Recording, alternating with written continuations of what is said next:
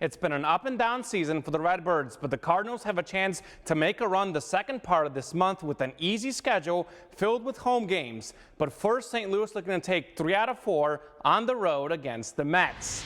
Paul Goldschmidt had been hitless this weekend, came in 0 for 10, but he changes that in a hurry. Top first, Goldschmidt with the laser that's deep and way gone for a 2-run homer. The Cards take a 2-0 lead. The Mets would retake the lead in the third, though. This RBI single makes it 3-2 New York. Dakota Hudson struggled on the mound early in this game, but he'd regroup and keep his team in it. Hudson throws 3 straight scoreless innings this year. He gets the 4-6-3 double play. It was 3-3 in the 8th and a towering fly ball by Paul DeJong. The Mets killer finally gets down for a solo homer. The Cards take a 4-3 lead despite having only 3 hits in the game. Still 4-3 St. Louis in the 9th, and Carlos Martinez gets the big double play to end the game. A 2-inning save for Martinez. The Cardinals take 3 out of 4 for the series, finishing 5-5 on the 10-game road trip. The Cards are back home tomorrow night to take on the Marlins. And here's the best thing I saw on Sunday. Royals catcher Martin Maldonado got into Father's Day spirit with this awesome clip-on Father's Day tie. I've never seen that at a baseball game. It worked for Maldonado with 3 hits at the plate, including this RBI single in the second. They made it 2-0 Royals. Later in the inning, Whit Merrifield sneaks the ball in past the shortstop. Nicky Lopez scores a 3-run second for the Royals. Kansas City adds 2 more in the 7th. Some great small ball by Billy Hamilton as Lopez slides in safely to make it 4-2 Royals. A big 8th inning. Jorge Bonifacio blasts the ball to left center. It one-hops the wall. Cheslor Cuthbert easily scores.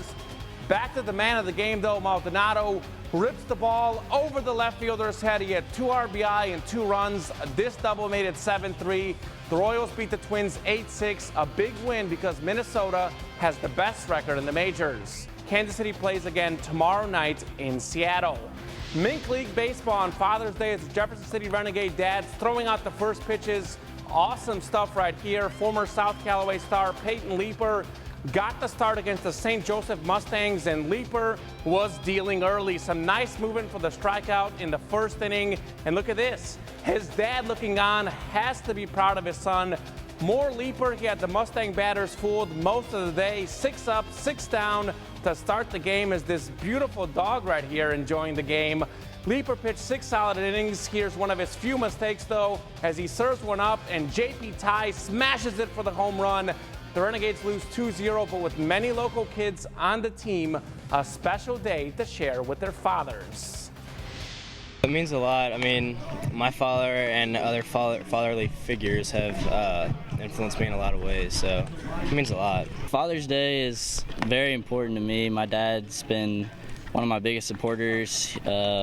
He comes to almost all my games, and I always hear him out there cheering me on, and he's definitely been a big part of my life for baseball. The Renegades have a road game Tuesday night and are back home at Vivian Field on Wednesday. More local players at the next level, and the highest one at that. Jefferson City's Nafisa Collier averaging about 11 points per game in her WNBA rookie season. Another solid game for Collier. She got going early with 4 first-quarter points. Look at this. Collier with a turnaround jumper. Nicely done. Collier scores 8 points of the game, but it wasn't enough. Her Minnesota Lynx lose 80-75. The World Cup in France, but back here in America, the final round play of the U.S. Open.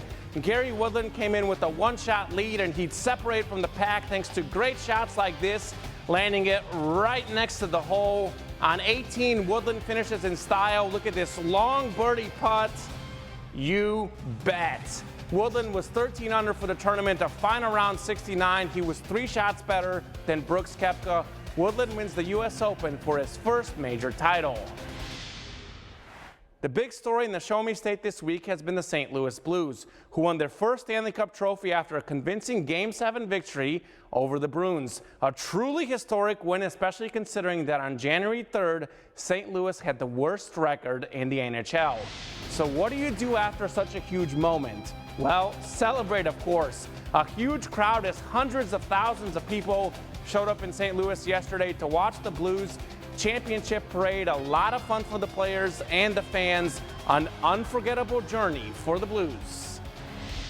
I can't believe it. It's I can't believe the work that these guys put in. Everyone, not just the guys that went on the ice, but the front office, everyone. There's so many people that worked so hard for this. I can't believe we did it. It still hasn't sunk in. What an incredible run for the Blues and an amazing environment the last few weeks in St. Louis as the city celebrates the Blues' first Stanley Cup title. And of course, a lot of Blues fans in our own newsroom. Kermit Miller is just, I don't know, he's probably still on cloud nine. I mean, I'd imagine so. And despite the rainy weather we're looking at this week, I said this on Wednesday, but the sun is still shining for Blues fans. It is, absolutely.